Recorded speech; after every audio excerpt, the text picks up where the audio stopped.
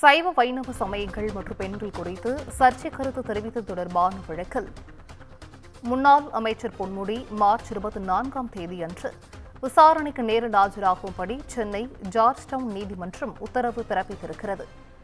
இதுகுறித்த முக்கிய செய்தியை பார்த்து வருகிறோம். சைவ வைணவ சமயங்கள் மற்றும் பெண்கள் குறித்து சர்ச்சை கருத்து தெரிவித்தது தொடர்பான வழக்கில் முன்னாள் அமைச்சர் பொன்முடி ஆஜராக உத்தரவானது பிறப்பிக்கப்பட்டிருக்கிறது. சைவ வைணவ சமயங்கள் மற்றும் பெண்கள் குறித்து சர்ச்சை கருத்து தெரிவித்தது தொடர்பான வழக்கில் முன்னாள் அமைச்சர் பொன்முடி மார்ச் 24ஆம் தேதி விசாரணைக்கு நேரில் ஆஜராகும்படி சென்னை ஜார்ஜ் டவுன் நீதிமன்றம் உத்தரவிட்டிருக்கிறது. கூடுதல் விவரங்களை செய்தியாளர் சக்திவேல் வழங்கிட கேட்கலாம். சக்திவேல், வணக்கம். இது குறித்த முழு விவரங்கள். நிச்சயமாக வணக்கம் சிந்து.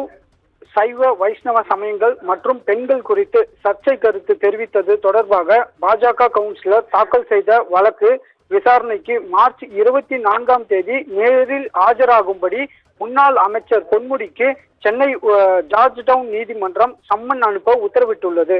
சென்னையில் 2025ஆம் ஆண்டு ஏப்ரல் மாதம் நடந்த நிகழ்ச்சி ஒன்றில் பேசிய முன்னாள் அமைச்சர் பொன்முடி சைவ வைஷ்ணவ சமயங்கள் குறித்தும் பெண்கள் குறித்தும் சர்ச்சைக்குரிய வகையில் பேசியிருந்தார்.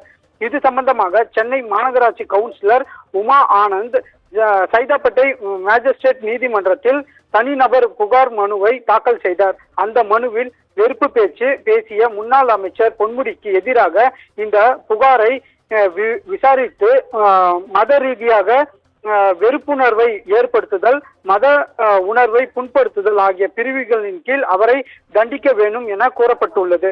இந்த புகார் மனு MP, MLAக்கள் மீதான வழக்குகளை விசாரிக்க நியமிக்கப்பட்டுள்ள ஜார்ஜ் டவுன் மேஜிஸ்ட்ரேட் நீதிமன்றத்திற்கு மாற்றப்பட்டுள்ளது. இந்த புகார் மனுவை விசாரித்த நீதிபதி சவுந்தரபாண்டியன் புகாரை விசாரிக்க எடுத்துக்கொள்வதற்கு முகாந்தரம் உள்ளதாக கூறி மார்ச் 24ஆம் தேதி விசாரணைக்கு நேரில் ஆஜராகும்படி முன்னாள் அமைச்சர் பொன்முடிக்கு சம்மன் அனுப்ப உத்தரவிட்டார். சிந்து, நன்றி சக்திவேல். விவரங்களை வழங்கியமைக்கு நன்றி.